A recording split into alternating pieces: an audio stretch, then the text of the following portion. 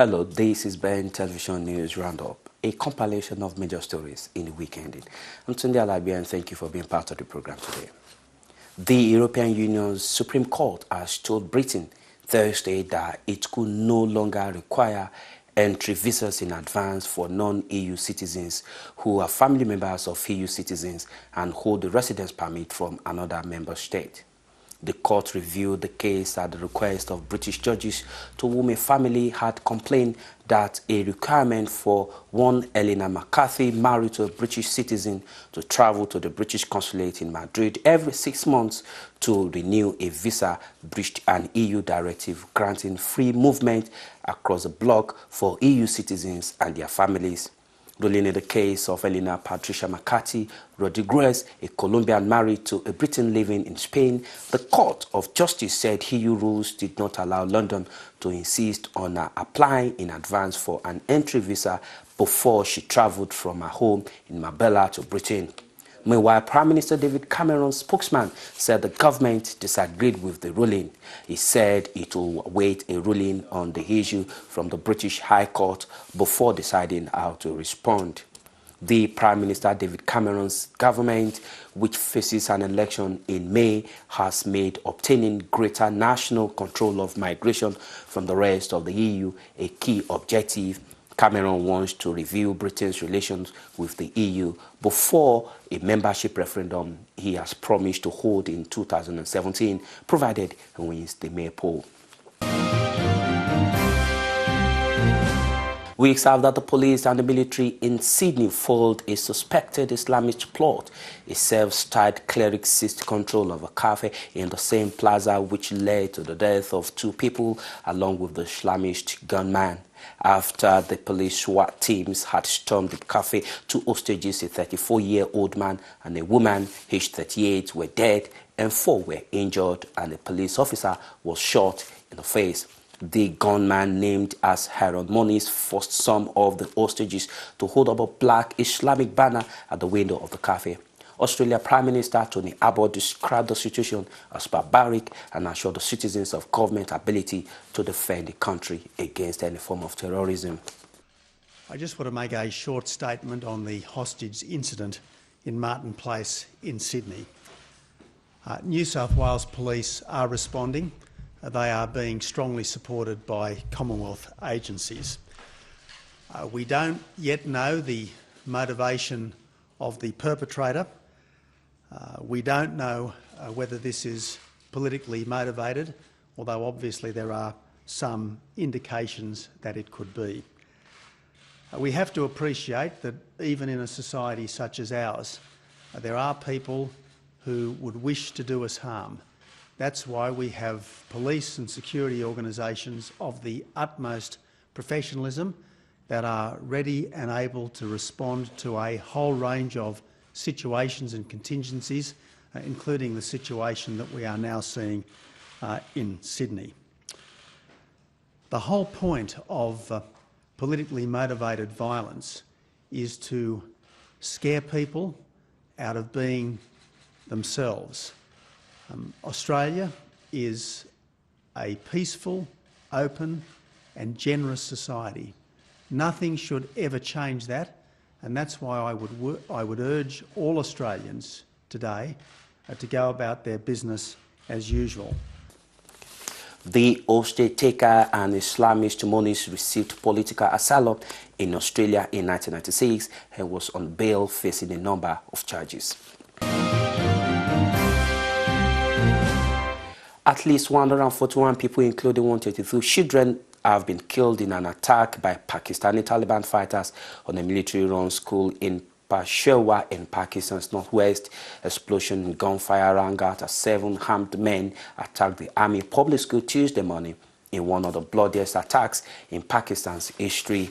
10 staff members were also killed. The Taliban claimed responsibility for the attack and said that the attack was in retaliation for an ongoing Pakistan Army operation against the terror group. Military officials said that the Army Public School had about 1,100 students and teachers present when the attack started at about 10:30 a.m. Pakistani local time. I don't have words to express my feelings really.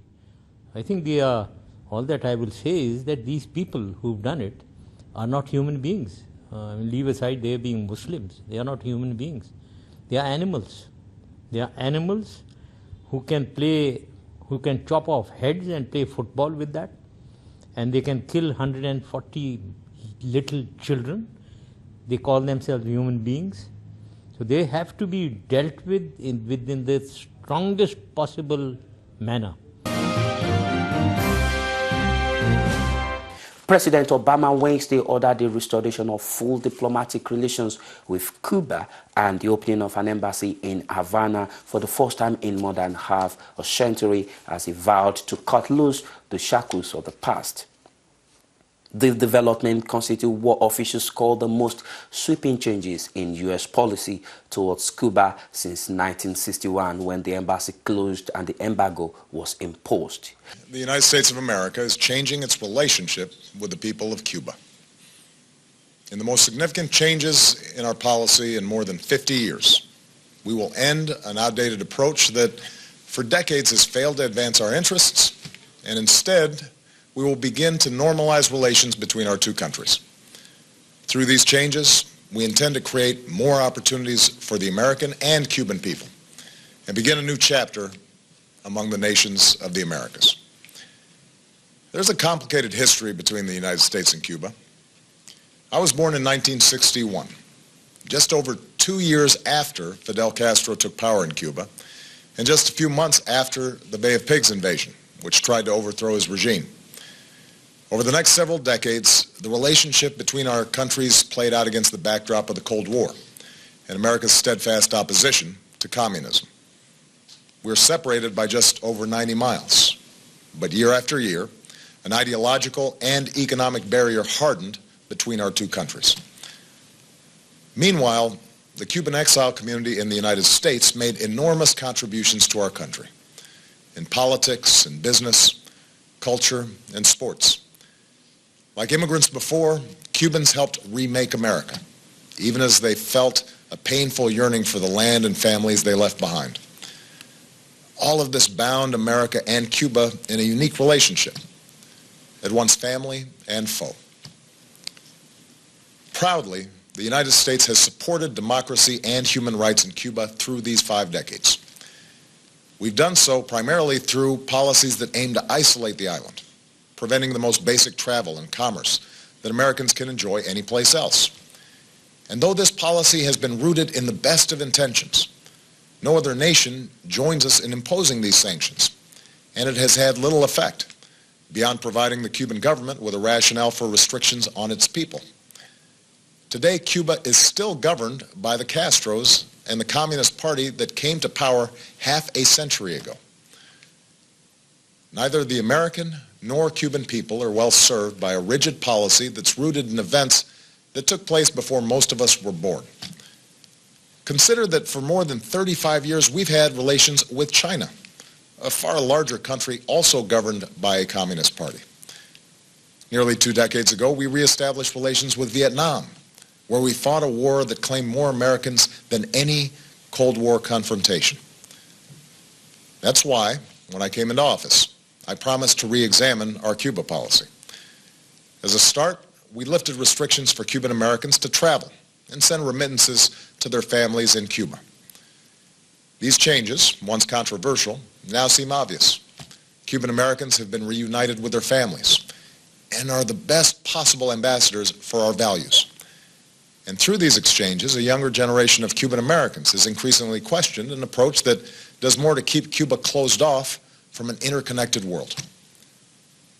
While I've been prepared to take additional steps for some time, a major obstacle stood in our way: the wrongful imprisonment in Cuba of a U.S. citizen and USAID subcontractor, Alan Gross, for 5 years. Over many months, my administration has held discussions with the Cuban government about Alan's case and other aspects of our relationship. His Holiness Pope Francis issued a personal appeal to me and to Cuba's President Raul Castro, urging us to resolve Alan's case and to address Cuba's interest in the release of 3 Cuban agents who've been jailed in the United States for over 15 years. Today, Alan returned home, reunited with his family at long last. Alan was released by the Cuban government on humanitarian grounds. Separately, in exchange for the 3 Cuban agents, Cuba today released one of the most important intelligence agents that the United States has ever had in Cuba, and who has been imprisoned for nearly 2 decades. This man, whose sacrifice has been known to only a few, provided America with the information that allowed us to arrest the network of Cuban agents that included the men transferred to Cuba today, as well as other spies in the United States. This man is now safely on our shores. Having recovered these 2 men who sacrificed for our country, I'm now taking steps to place the interests of the people of both countries at the heart of our policy. First, I've instructed Secretary Kerry to immediately begin discussions with Cuba to reestablish diplomatic relations that have been severed since January of 1961. Going forward, the United States will reestablish an embassy in Havana, and high-ranking officials will visit Cuba. Where we can advance shared interests, we will, on issues like health, migration, counterterrorism, drug trafficking, and disaster response. Indeed, we've seen the benefits of cooperation between our countries before. It was a Cuban, Carlos Finlay, who discovered that mosquitoes carry yellow fever. His work helped Walter Reed fight it. Cuba has sent hundreds of healthcare workers to Africa to fight Ebola, and I believe American and Cuban healthcare workers should work side by side to stop the spread of this deadly disease. From politics to economy, business, technology, the totality of what makes man is what we bring to you here on this sponge. We give you the information that you need, from business to economy to politics to technology. And that's what we do here on this sponge, from the beginning to the end. And that is why we are here.